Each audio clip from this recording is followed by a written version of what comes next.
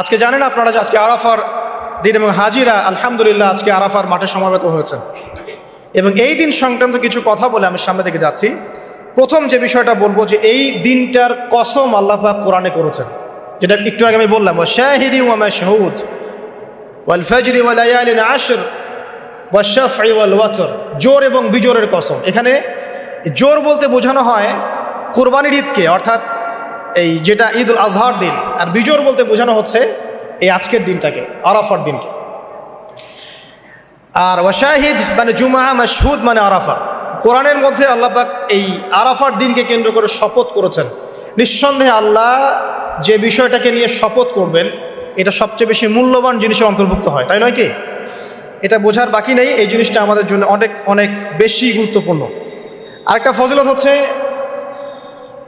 কাতাদা রাদিয়াল্লাহু আনহু, আবু কাতাদা রাদিয়াল্লাহু আনহু থেকে বর্ণিত আছে সহিহ মুসলিমের 1162 নম্বর হাদিসে নবী করিম সাল্লাল্লাহু আলাইহি ওয়াসাল্লাম বলেছেন, যে ব্যক্তি আরাফার দিনে সওম রাখবে, রোজা রাখবে, হজ করতে এসেছে, হাজি নয় এমন ব্যক্তি, হাজিদের জন্য নয়, বাইরে যারা আছে আমরা তাদের জন্যে, যে ব্যক্তি আজকের দিনে সওম রাখবে তার পূর্ববর্তী 1 বছর এবং পরবর্তী 1 বছরের গুনাহ আল্লাহ পাক মাফ করে দিবেন ইনশাআল্লাহ তাআলা। আর এই দিনটাকে নিয়ে, রোজা নিয়ে অনেক কনফিউশন আমাদের মধ্যে চলে আসছে এখন, আজকে রাখবো না কালকে রাখবো ইত্যাদি।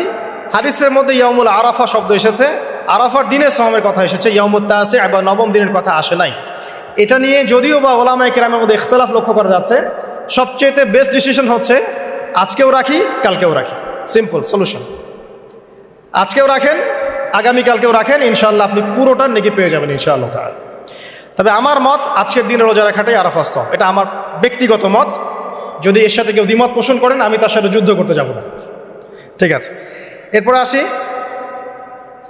এই দিন একটা স্পেশাল আয়াত নাজিল হয়েছে আরাফার দিনে, স্পেশাল একটা আয়াত, সেটা হচ্ছে সূরা মাইদার 3 নম্বর আয়াত। আয়াতটা হচ্ছে আল ইয়াউমা আকমালতু লাকুম দীনাকুম। নবী করিম সাল্লাল্লাহু আলাইহি ওয়াসাল্লাম বিদায় হজের ভাষণ দিলেন, আল্লাহর পক্ষ থেকে আয়াত নাজিল হলো, আল ইয়াউমা আকমালতু লাকুম দীনাকুম, আজকের দিনে আমি তোমাদের উপরে দিন ইসলামটাকে কামেল করে দিলাম। কামেল মানে কি? পরিপূর্ণ করে দিলাম, একদম পরিপূর্ণ। ইসলামে ঢোকানোরও কিছু সুযোগ নাই, বের করারও কোনো সুযোগ অবকাশ নাই। ওয়া আতমামতু আলাইকুম নি'মাতি, তোমাদের উপর আমার নেয়ামতকে পরিপূর্ণতা দান করলাম। ওয়া রাদিতু লাকুমুল ইসলাম দীনান, এবং দিন ইসলামকে তোমাদের উপর মনোনীত করে আমি সন্তুষ্ট হয়ে গেলাম। সুবহানাল্লাহ। এটা কিন্তু একটা কনক্লুসিভ আয়াত, মানে দীর্ঘ 23 বছর নবী সাল্লাল্লাহু আলাইহি ওয়াসাল্লাম স্ট্রাগল করেছেন, দিন প্রচার করেছেন, প্রসার করেছেন, প্রতিষ্ঠা করেছেন। এরপর আল্লাহ পাক একটা কনক্লুসিভ আয়াত নাজিল করে এই দিনটার মধ্যে একটা ইতিবাচক ভূমিকা টেনে দিলেন। অতএব এই দিনটা খুশির, এই দিনটা আনন্দের, এবং এই দিনটা ইবাদতের, উদযাপন করার, এটা আমাদের সংস্কৃতি। আমি এর বিষয়ে একটু পরে কথা বলছি ইনশাআল্লাহ। এরপরে চলে আসেন, আজকের দিন একটা দুটো দোয়া আপনারা পড়বেন স্পেশালি। একটা হলো তাকবীর, যেটা আমরা দেই, আল্লাহু আকবার আল্লাহু আকবার লা ইলাহা ইল্লাল্লাহ ওয়াল্লাহু আকবার আল্লাহু আকবার ওয়ালিল্লাহিল হামদ, এবং আইয়ামে তাশরিকের শেষ পর্যন্ত, মানে ঈদ উল আজহার 3 দিন পর্যন্ত এটা পড়তেই থাকবেন ইনশাআল্লাহ তাআলা। আর সকল নবীগণের একটা শ্রেষ্ঠ দোয়া আছে, যত নবী ছিলেন পৃথিবীতে তারা সবাই যত দোয়া করেছেন তার মধ্যে একটা দোয়াকে শ্রেষ্ঠ বলা হয়। শিখিয়ে দেব কোনটা? সেটা হলো লা ইলাহা ইল্লাল্লাহ ওয়াহদাহু লা শারীকা লাহ লাহুল মুলক ওয়া লাহুল হামদ ওয়া হুয়া আলা কুল্লি শাইইন কাদির। এই দোয়াটা দিনে যে ব্যক্তি 100 বার পড়বে, দিনে যে ব্যক্তি 100 বার পড়বে, ওই দিন আল্লাহর লিস্টে ওই ব্যক্তি ছাড়া বেশি আমলকারী কেউ হতে পারবে না। তবে সেই ব্যক্তি ব্যতীত যে এর চেয়ে বেশি পড়েছে, কেউ 200 300 500 পড়েছে, তখন সে বেশি র্যাঙ্কিংয়ে শীর্ষে চলে যাবে আর কি। মিনিমাম 100 বার। আরও ফজিলত হচ্ছে 100 বার যদি আপনি পড়েন, ওই দিন শয়তান আপনাকে স্পর্শ করতে পারবেন ইনশাআল্লাহ, এবং আপনার আমলনামা থেকে 100 গুনাহ মিটিয়ে ফেলা হবে, 100 নেকি লিখে দেওয়া হবে ইনশাআল্লাহ। অতএব আজকে আমরা এই দোয়াটা পড়তে পারি, লা ইলাহা ইল্লাল্লাহ ওয়াহদাহু লা শারীকা লাহ লাহুল মুলক ওয়া লাহুল হামদ ওয়া হুয়া আলা কুল্লি শাইইন কাদির। এরপরে আসেন, এই দিন একটা ফজিলত হচ্ছে, আজকের দিনটা হচ্ছে হজের দিন, হজ আকবরের দিন। আমরা অনেকেই হজটাকে তুচ্ছ মনে করি, অনেকের সামর্থ্য আছে কিন্তু হজ করতে যাই না। আছেন এমন মানুষ? দুনিয়ার চাকচিক্য নিয়ে ব্যস্ত আছে, কিন্তু হজ ফরজ হয়ে গেছে, সেই কবে হজ করতে যাই না। মনে করি মেয়ের বিয়ে দিয়ে শেষ বয়সে যাব, তাই না? অথচ হজ করতে হয় ইয়াং বয়সে, যদি সামর্থ্য থাকে ইয়াং বয়সে হজ করতে হবে। আমরা কিছু ফজিলত জেনে নেই এবং আল্লাহর কাছে দোয়া করি, আল্লাহ পাক আজকে আমাদের এই ক্ষুদ্র মসজিদে যত মুসল্লি উপস্থিত আছে আল্লাহ পাক সবার তাকদিরে হজে আকবার নসিব করুন, আমিন। এবং মাকবুল আর মাবরুর হজ করার তৌফিক আল্লাহ পাক আমাদের সবাইকে দান করুন, আমিন। একটা হাদিস আছে, বুখারী মুসলিম দুইটা কিতাবে এসেছে, যে ব্যক্তি মান হাজ্জা লিল্লাহ, যে ব্যক্তি শুধু আল্লাহর জন্য হজ করলো, ওয়ালাম ইয়ারফুস ওয়ালাম ইয়াফসুক, এবং হজের মধ্যে কোনো প্রকার ফাহেসা কাজ করে নাই, অশ্লীল কোনো কাজ করে নাই, কোনো ফাসাকি কাজ করে নাই, সে ব্যক্তি ওই দিনের মতো নিষ্পাপ হবে। ওয়ালাদাতহু উম্মুহু, কোন দিন? ইয়াউমু ওয়ালাদাতহু উম্মুহু, যেদিন তার মা তাকে জন্ম দিয়েছে।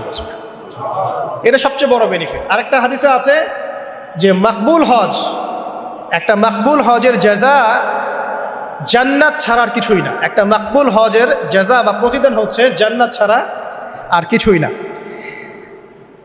একটা হাদিস পড়লাম গতকালকে, সেটা হলো নবী করিম সাল্লাল্লাহু আলাইহি ওয়াসাল্লাম বলছেন এই উম্মতকে লক্ষ্য করে, তোমাদের যাদের হজ করার সামর্থ্য আছে এবং যাকে কঠিন কোনো রোগ আক্রমণ করেনি, 1, 2, যাকে কোনো অত্যাচারী শাসক বাধা দেয়নি, 2, এবং 3, যার আর্থিক সামর্থ্য আছে, গরিব মিসকিন না, আর্থিক সামর্থ্য আছে, 3টা শর্ত যার পূরণ আছে, তারপরেও যে ব্যক্তি হজ করলো না আমার উম্মতের মধ্যে, সে ইহুদি হয়ে মরুক বা নাসারা হয়ে মরুক, এতে আমার কিচ্ছু যায় আসে না।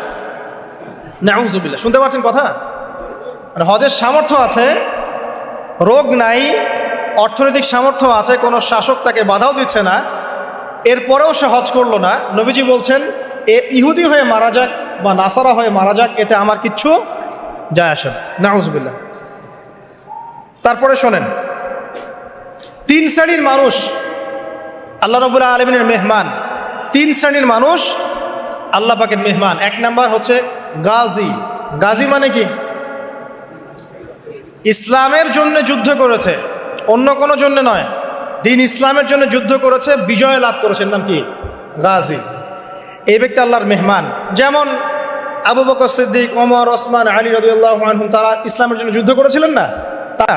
তারা তখন গাজী হিসেবে বেঁচেছিলেন। ঠিক আছে। 2 নাম্বার হচ্ছে মুআতামির, মানে ওমরাকারী, যে ব্যক্তি ওমরা করতে গিয়েছে সে আল্লাহর মেহমান। আর 3 নাম্বারে যে হাজি, যে ব্যক্তি হজ করতে গিয়েছে সে আল্লাহ পাকের মেহমান। আমাদের একটা কর্তব্য আছে, এটাও একটা হাদিসে এসেছে, নবী করিম সাল্লাল্লাহু আলাইহি ওয়াসাল্লাম বলেছেন, ইদা লাকিতাল হাজ, যখন তুমি কোনো হাজির সাথে দেখা করবে, সাক্ষাৎ পাবে, ফাসাল্লিমু আলাইহি, তখন তাকে সালাম দিও, এবং তার সাথে মুসাফা করবে। তার সাথে কি করবে? মুসাফা করবে। এখন 1 হাতে না 2 হাতেই তর্কে যাওয়ার দরকার নেই, মুসাফা করেন। 1 হাতে পারলে 1 হাতে করেন, 2 হাতে পারলে 2 হাতে করেন, এটা তর্ক করার দরকার নেই, মুসাফা করেন। ঠিক আছে। মানে আমরা তো তর্কের শেষ নাই, যে কোনো ইস্যু পাইলেই তর্ক। আরাফা নিয়ে তর্ক, তারাবি নিয়ে তর্ক, ঈদের তাকবীর নিয়ে তর্ক, হ্যাঁ, রাকাত সংখ্যা নিয়ে তর্ক, মুসাফা নিয়ে তর্ক, বাকি রাখছি কি সেটা জানি না। আর এই তর্কগুলো করতে করতে দেখবেন ইসলামের বেসিক জিনিসগুলোই নাই, গায়েব। ইসলামী না আছে খেলাফা, ইসলামী না আছে ইমারা, না আছে ইউনাইটেড কোনো ইসলামিক কমিউনিটি, না আছে ইসলামিক কোনো ইকোনমিক্সের বেস, না ইসলামিক কোনো মিডিয়া, না ইসলামিক কোনো কিছুই নাই। যা আছে প্রটেস্ট্যান্ট ভার্সন, মানে নামাজ, রোজা, হজ, যাকাত, এগুলাই। আর এগুলো নিয়ে আমরা এখন তর্ক করছি। ব্যক্তি পর্যায়ে দিন আছে, বাকি বাইরে আর দিন নাই। মসজিদের মধ্যে আসবে পাক্কা নামাজি, মসজিদ থেকে বের হয়ে গেল সুদখোর। তো আল্লাহ হেফাজত করুক আমাদেরকে। আমাদের বড় বড় ইস্যুগুলো নিয়ে বেশি কথা বলা উচিত। মুসাফা 1 হাতে হবে না 2 হাতে, এর জন্য কি জান্নাত জাহান্নামের ফয়সালা হয়ে যাবে? তাই মনে হয় আপনাদের? সুবহানাল্লাহ। একজন বলছে ইশারা করতে হবে তাশাহুদে এভাবে, আরেকজন বলছে একটু নড়াতে হবে।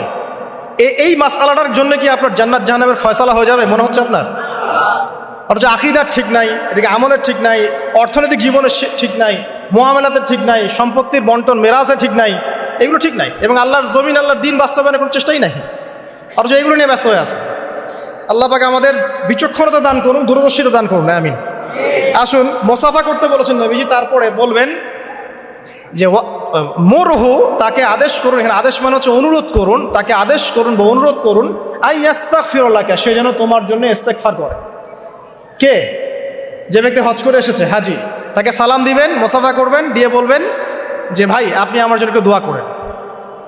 কারণ ফাইন্নাহু মাগফুরুন লাহ, কারণ সে ব্যক্তি একজন ক্ষমাপ্রাপ্ত মানুষ।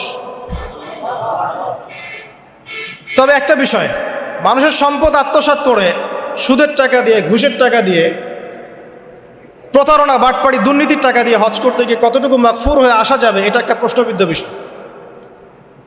তো এই বিষয়গুলোকে ক্লিয়ার করে হজ করতে যাওয়া উচিত। আল্লাহ পাক আমাদেরকে তৌফিক ইনায়াত করুন, আমিন। এই দিনের একটা প্রতিশ্রুতি আছে। কি প্রতিশ্রুতি? আয়েশা রাদিয়াল্লাহু আনহা থেকে সহিহ মুসলিমে এসেছে এবং জাবের রাদিয়াল্লাহু আনহু থেকে ইবনে হিব্বানের 3853 নম্বর হাদিস এসেছেন।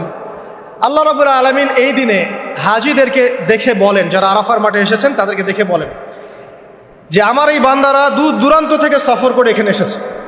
ওদের চেহারাগুলো তাকিয়ে দেখো, ক্লান্ত, ক্লিষ্ট, চুলগুলো এলোমেলো, পরিশ্রান্ত। তারা আমার রহমতের প্রত্যাশী, অথচ তারা কেউ আমার আযাব দেখে নাই। হে ফেরেশতারা, তোমরা সাক্ষী থাকো, আমি তাদের সবাইকে মাফ করে দিলাম।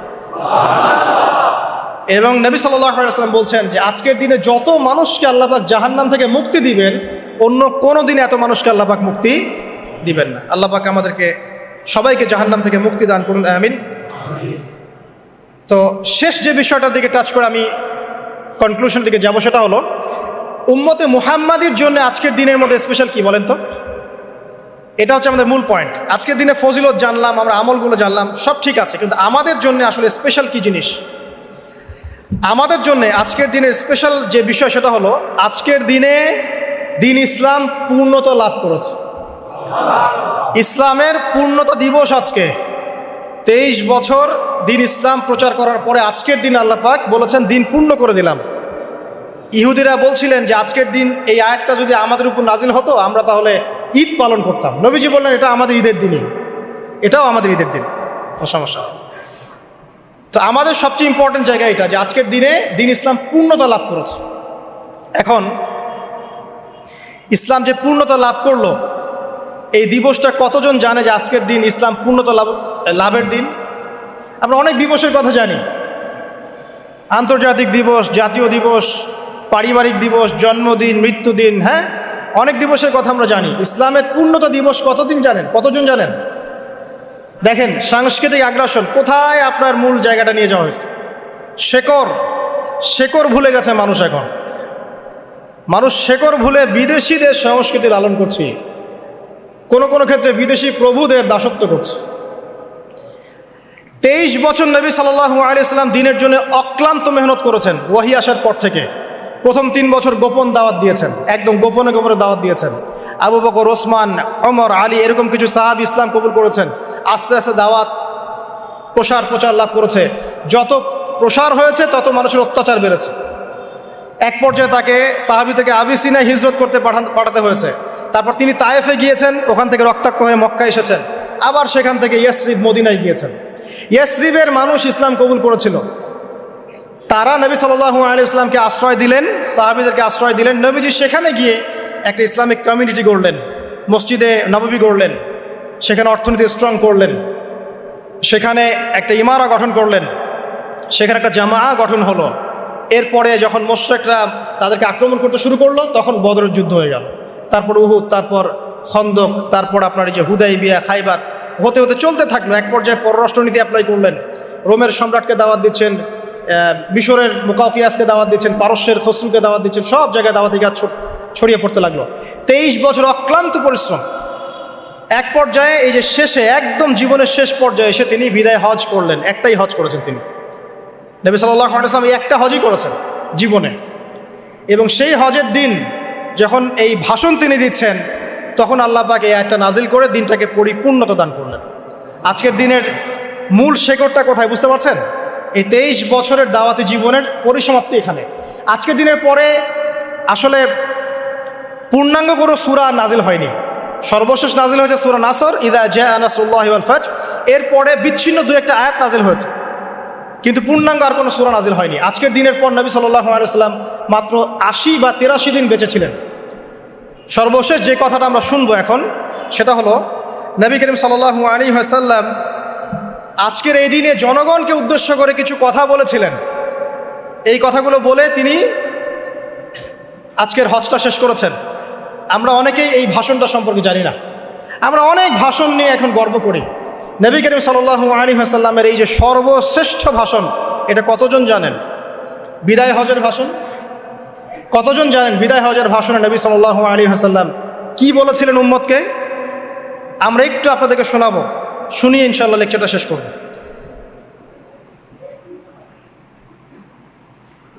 নবী করিম সাল্লাল্লাহু আলাইহি ওয়াসাল্লাম আজকের এই দিনে 31টা বিষয়ে উম্মতকে নির্দেশ দিয়েছেন। 31টা বিষয়, সবগুলো বলার সময় পাওয়া যাবে না, আমি কয়েকটা কথা বলছি। খুব ভালো হতো যদি আমি অ্যারাবিকটা বলার পরে বাংলাটা বলার সময় পেতাম।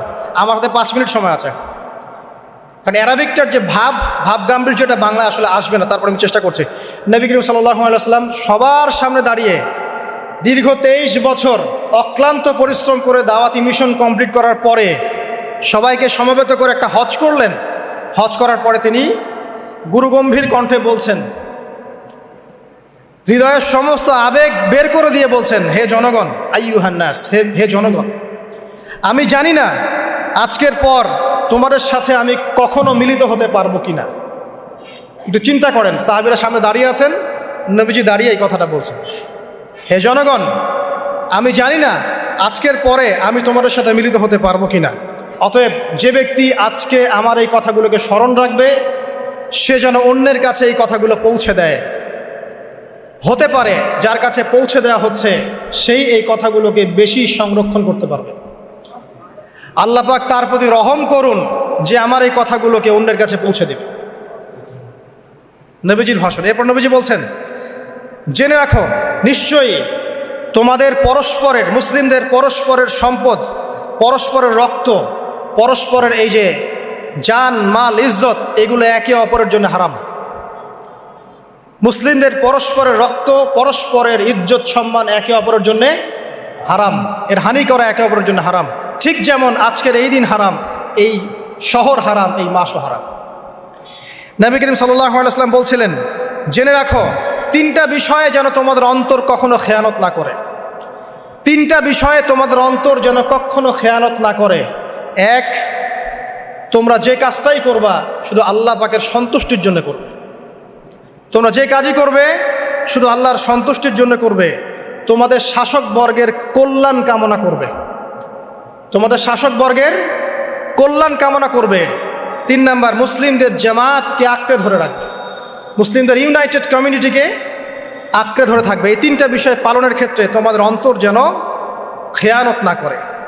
এদিন সূর্য ঢলে যাওয়ার পরে নবী সাল্লাল্লাহু আলাইহি ওয়াসাল্লাম আরও বললেন, শুনে রাখো হে মানব জাতি, এটা ভালো করে শোনেন, শুনে রাখো হে মানব জাতি, নিশ্চয়ই আমি মুহাম্মদ সাল্লাল্লাহু আলাইহি ওয়াসাল্লাম জাহেলি যুগের যত কুপ্রথা আছে সমস্ত কুপ্রথাকে আমার পায়ের তলে পিষ্ট করে গেলাম। জাহেলি যুগে কি ছিল ভাই? শিরিক ছিল, সুদ ছিল, মাদক ছিল, নারীর অবমাননা ছিল, কন্যা সন্তানকে দাফন করা হতো, রক্তক্ষয়ী হানাহানি মারামারি কাটাকাটি ছিল। এগুলো সব কিছুকে আমি আমার পায়ের তলে দাফন করে গেলাম। এটা কি দাফন হয়েছে? তিনি বলছেন, নিশ্চয়ই আমি জাহেলি যুগের সুদকে আমার পায়ে তলে পিষ্ট করে যাচ্ছি। সর্বপ্রথম যার সুদ আমি পিষ্ট করছি তিনি হচ্ছেন আব্বাস ইবনে আব্দুল মুত্তালিব, আমার চাচার সুদ। নিজের পরিবার থেকে দৃষ্টান্ত স্থাপন করলেন। তিনি আরও বললেন, হে উপস্থিত জনগণ, তোমরা মেয়েদের ব্যাপারে সতর্ক থাকবে এবং তোমাদের স্ত্রীদের ব্যাপারে সতর্ক থাকবে, তাদের হকের ব্যাপারে সতর্ক থাকবে, কেননা তোমরা তাদেরকে আল্লাহর কালিমার মাধ্যমে হালাল করে নিয়েছো। অতএব তাদের ব্যাপারে তোমরা সতর্ক থাকবে। তোমাদের উপর তাদের হক হচ্ছে তোমরা যা খাবে, যা পরবে, তাদেরকেও তাই খাওয়াবে, তাই পরাবে। আর তাদের উপর তোমাদের হক হচ্ছে তারা তোমাদের বিছানায় এমন কাউকে আসতে দিবে না যাদেরকে তোমরা অপছন্দ করো। নবী করিম সাল্লাল্লাহু আলাইহি ওয়াসাল্লাম আরও বলছেন, এই দিন আইয়ুহান নাস, হে মানব জাতি, তারাকতু ফিকুম আমরাইন, জেনে রাখো আমি তোমাদের সামনে মাত্র 2টো বস্তু ছেড়ে গেলাম। কয়টা বস্তু? লান তাদিল্লু মা তামাসসাকতুম বিহিমা, তোমরা কোনোদিন পথভ্রষ্ট হবে না যতদিন এই 2টা বস্তুকে আঁকড়ে ধরে থাকবে। কিতাব আল্লাহ, আল্লাহর কিতাব, ওয়া সুন্নতি নবীহি, এবং তার নবীর সুন্নাহ। তিনি আরও বললেন, আল মুসলিম, জেনে রাখো প্রকৃত মুসলিম সে ব্যক্তি, মান সালিমাল মুসলিমুনা মিন লিসানিহি ওয়া ইয়াদিহি, যে ব্যক্তির হাত এবং জবান থেকে অন্য মুসলিম নিরাপদ থাকে সেই ব্যক্তি হচ্ছে প্রকৃত মুসলিম। আল মুহাজির, আর প্রকৃত মুহাজির সে ব্যক্তি, মান হাজারা মা নাহাল্লাহু আন, আল্লাহ পাক যা নিষেধ করেছেন সেখান থেকে যে দূরে থাকে সেই ব্যক্তি প্রকৃত মুহাজির মানে হিজরতকারী। তিনি আরো বললেন, মনে রেখো আমি তোমাদের সবার আগে হাউজে কাউসারে চলে যাব, সুবহানাল্লাহ, এবং সেখানে আমি তোমাদের জন্য অপেক্ষা করতে থাকবো। অতএব শোনেন, অতএব তোমরা আমার চেহারাকে কালিমালিপ্ত করো না, মানে আমার চেহারায় কালিমালিপ্ত করো না, আমার নাম নষ্ট করে দিও না। আমি তোমাদের সংখ্যাধিক্য দেখে আল্লাহর কাছে গর্ব করব, আমাকে তোমরা অপমানিত করো না। আজকে কি আমরা তার দায়িত্ব পালন করে উম্মাহ হতে পেরেছি? নবীজি বলেছেন, তা আমার চেহারাকে কালিমালিপ্ত করো না, সুবহানাল্লাহ। তিনি বলছেন, ওই সময় কিছু মানুষ থেকে আমি মুক্ত হয়ে যাব, আর কিছু মানুষ আমার থেকে মুক্ত হয়ে যাবে। বলা হলো, কারা ইয়া রাসূলুল্লাহ? তিনি বলছেন, আল্লাহ পাককে আমি বলবো, ইন্নাহুম মিন্নি, হে আল্লাহ এরা আমার উম্মাহ, এরা আমার উম্মত, আমার সাহাবী। আল্লাহ পাক বলবেন, ইন্নাকা লা তাদরি মা আহদাসা বা'দাক, তুমি জানো না হে নবী, তোমার মৃত্যুর পর এই মানুষগুলো, পরবর্তী মানুষগুলো তোমার দিনের মধ্যে কত বেদাত সংযোজন করেছিল। তিনি আরো বলেছিলেন, হে জনগণ জেনে রাখো, প্রত্যেক পরিবারের জন্যে প্রতি বছর একটা করে পশু জবাই করার বিধান, প্রত্যেক পরিবারের জন্যে, সামর্থ্যবান পরিবারের জন্য প্রত্যেক বছর একটা করে পশু জবাই করার বিধান রয়েছে। তিনি আরো বললেন, মনে রাখো একজনের অপরাধের শাস্তি আর একজন কখনো পাবে না, আর বাবার দোষে ছেলে কখনো দুষ্ট হবে না, ছেলের দোষে বাবাও কখনো অপরাধী হবে না। তিনি আরো বললেন, জেনে রাখো হে মানব জাতি, নিশ্চয়ই শয়তান এই বিষয় থেকে নিরাশ হয়ে গেছে যে তোমরা শয়তানের ইবাদত করবে। শয়তান নিরাশ হয়ে গেছে, কিন্তু শয়তান নিরাশ হয়নি একটা বিষয় থেকে, যে তোমরা একে অপরে হানাহানি, কাটাকাটি, ফিতনা, ফাসাদে ব্যস্ত থাকবে, যেমনটা এখন আমরা করছি। আমরা কিন্তু সরাসরি কখনো শয়তানের ইবাদত করছি না, করছি, কিন্তু মুসলিমরা এখন পরস্পরে হানাহানি, কাটাকাটি, ফাসাদে লিপ্ত আছে। তিনি আরো বললেন যে একজন মুসলিমের জন্য হালাল নয় অন্য মুসলিমের সম্পদ আত্মসাৎ করা, যতক্ষণ না সে স্বেচ্ছায় খুশি মনে তোমাকে সম্পদ প্রদান করে। অতএব তোমরা একে অপরের প্রতি জুলুম করবে না। তিনি আরো বললেন, সাবধান, আমার ইন্তেকালের পরে তোমরা একে অপরের গর্দান উড়িয়ে কাফের হয়ে যেও না। সাবধান, আমার ইন্তেকালের পর তোমরা একে অপরের গর্দান উড়িয়ে কাফের হয়ে যেও না। তিনি আরো বলেছেন, একজন মুসলিম আরেকজন মুসলিমকে গালি দিতে পারে না। যদি একজন মুসলিম আরেকজন মুসলিমকে গালি দেয়, এটা হচ্ছে ফাসিকি, এবং একজন মুসলিম যদি আরেকজন মুসলিমের সাথে যুদ্ধ করে, এটা হবে এক প্রকার কুফরি। তিনি আরো বলেছেন, হে জনগণ জেনে রাখো, আমার পরে কোনো নবী নেই, আর আমার পরে তোমরা ব্যতীত আর কোনো উম্মত নেই। এর চেয়ে স্পষ্ট কথা হতে পারে? আমার পরে কোনো নবী নেই, আর আমার পরে তোমরা ছাড়া কোনো উম্মত নেই। তাহলে আমরা যখন নতুন নতুন নবী বানিয়ে নিচ্ছি, কোনো ক্ষেত্রে বলছি একজন ব্যক্তি ছিলেন, সে নিজে ঈসাও ছিল, সে মাহদিও ছিল, সে নবীও ছিল, নাউযুবিল্লাহ। এবং দিন দিন মানুষ এই খাতায় নাম লিখাচ্ছে, সুবহানাল্লাহ। সর্বশেষ তিনি বললেন যে যদি তোমাদের উপরে, হে মানব জাতি জেনে রাখো, যদি তোমাদের উপরে একটা নাক কাটা কালো কুৎসিত কোনো আমির বা শাসকও চলে আসেন, এবং সে যদি তোমাদেরকে আল্লাহর রাস্তায়, আল্লাহর কিতাব সুন্নাহ অনুযায়ী পরিচালিত করেন, তোমরা অবশ্যই তার আনুগত্য করবে, তার বিরুদ্ধে বিদ্রোহ করবে না, তার আনুগত্য করবে। জেনে রাখো, শেষে তিনি বলেন, জেনে রাখো হে মানব জাতি, আজকে থেকে কুল্লুকুম মিন আদম, তোমরা সবাই আদম সন্তান, ওয়া আদামু মিন তুরাব, আর আদম হচ্ছে মাটির সন্তান।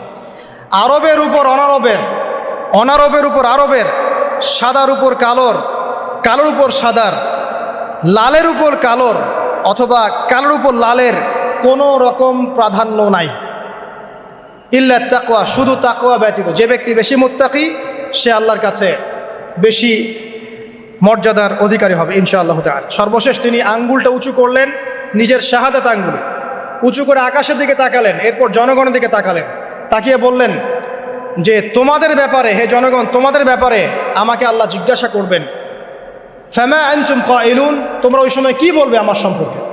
তখন সাহাবীরা বললেন, আমরা বলবো যে আপনি বাল্লাগতা রিসালাতাক, আপনি আপনার রিসালাত পৌঁছে দিয়েছেন, ওয়াজ্জা আমানাতাক, আপনার আমানত পূর্ণ করেছেন, ওয়া নাসাহতা উম্মাতাক, এবং আপনি আপনার উম্মতকে নসিহত করেছেন।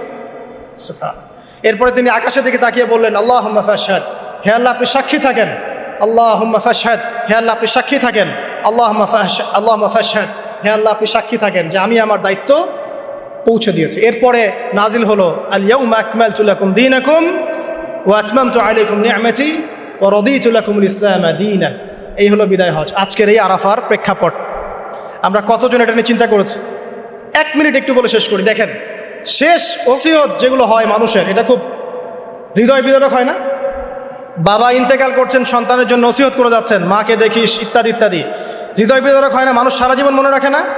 বাট আমরা আমাদের এই ন্যাশন, এই উম্মাহ, নবী সাল্লাল্লাহু আলাইহি সাল্লামের উম্মাহ বলে আমরা যারা দাবি করছি, আমাদের মধ্যে বেশিরভাগ মানুষ নবী সাল্লাল্লাহু আলাইহি সাল্লামের শেষ এই নসিহতগুলো ভুলে গেছি আমরা। নসিহতগুলোর মধ্যে সবচেয়ে ইম্পর্ট্যান্ট ছিল শিরক থেকে দূরে থাকা, সুদ থেকে দূরে থাকা, মুসলিম ভেদাভেদ না করা, শাসকের কল্যাণ কামনা করা, বিদ্রোহ না করে শাসককে উত্তম নসিহত করা। এবং আরেকটা হাদিসে তিনি বলেছিলেন 5 ওয়াক্ত সালাত আদায় করবে, সওম পালন করবে, রমজান মাসে সাধ্যমতো সাদাকা করবে, মুসলিমদের জামাত আঁকড়ে ধরবে, ইনশাআল্লাহ হাসতে হাসতে জান্নাতে প্রবেশ করবে। আও কামা ক্বালা আলাইহিস সালাম। জাহেলি যুগের সমস্ত প্রথা ছেড়ে দেওয়া ছিল আজকের দিনের মূল মর্ম, আমরা ছাড়তে পারছি না। সুদ ছেড়ে দেওয়া ছিল মূল মর্ম, ছাড়তে পারছি না। শিরক থেকে বের হতে পারছি না। বেদাতীদের ব্যাপারে ধমক দেওয়া হয়েছে, বেদাত ছাড়তে পারছি না। খেয়াল করে দেখেন, মুসলিম হানাহানি কাটাকাটি এখনও ছাড়তে পারছি না। ইভেন ধর্মতাত্ত্বিকভাবেও আমরা বহু দল এবং উপদলে বিভক্ত হয়ে গেছে, কারোর সাথে কারো ঐক্য নাই। সব মিলিয়ে নবী সাল্লাল্লাহু আলাইহি ওয়াসাল্লামের শেষ ওসিয়তগুলো, কিতাব এবং সুন্নাহ আঁকড়ে ধরা, এটা আমরা সবাই আঁকড়ে ধরতে পারছি না। আজকের এই দিবসগুলো এই জন্যই আল্লাহ পাক বারবার ফিরিয়ে দেন, যাতে করে এগুলো নিয়ে আলোচনা হয়, আমরা এগুলো জানতে পারি এবং আমল করতে পারি, এই চেতনাগুলো লালন করতে পারি, নিজেরাও শিখি, পরিবারকেও শেখাই, আগামী প্রজন্মকেও শেখাই ইনশাআল্লাহ তাআলা। আশা করছি ইনশাআল্লাহ আমরা যদি নাও পারি, একসময় এমন একটা প্রজন্ম আসবে যারা নবী সাল্লাল্লাহু আলাইহি ওয়াসাল্লামের উম্মার মতো উম্মাহ হবে ইনশাআল্লাহ। অতএব প্রিয় দিনী ভাইয়েরা, আসুন আজকের দিন, জুমার দিন, আমরা এই দিনে ইবাদতগুলো বাড়িয়ে দেই, আরাফা, সওম এবং দোয়া, জিকির আজগারগুলো বাড়িয়ে দেই, একই সাথে আসন্ন কুরবানির প্রস্তুতি গ্রহণ করি। এবং আজকের দিনে, আরাফার এই দিনে হাজিদের সাথে আমরাও শরীক হয়ে আল্লাহর কাছে বলি যে আল্লাহু আকবার, আল্লাহু আকবার, লা ইলাহা ইল্লাল্লাহ, আল্লাহু আকবার, আল্লাহু আকবার, ওয়ালিল্লাহিল হামদ। এবং নবী করিম সাল্লাল্লাহু আলাইহি ওয়াসাল্লাম রেখে যাওয়া এই যে শেষ বাক্যগুলো, এগুলো সবার কাছে পৌঁছে দেই। যে ব্যক্তি পৌঁছাবে তার উপর আল্লাহ পাক রহম করবে ইনশাআল্লাহ। এবং নিজেরা আমল করার চেষ্টা করি। আল্লাহ পাক আমাদের সবাইকে নবী করিম সাল্লাল্লাহু আলাইহি ওয়াসাল্লামের আদর্শ উম্মাহ হওয়ার তৌফিক এনায়েত করুন, আমিন।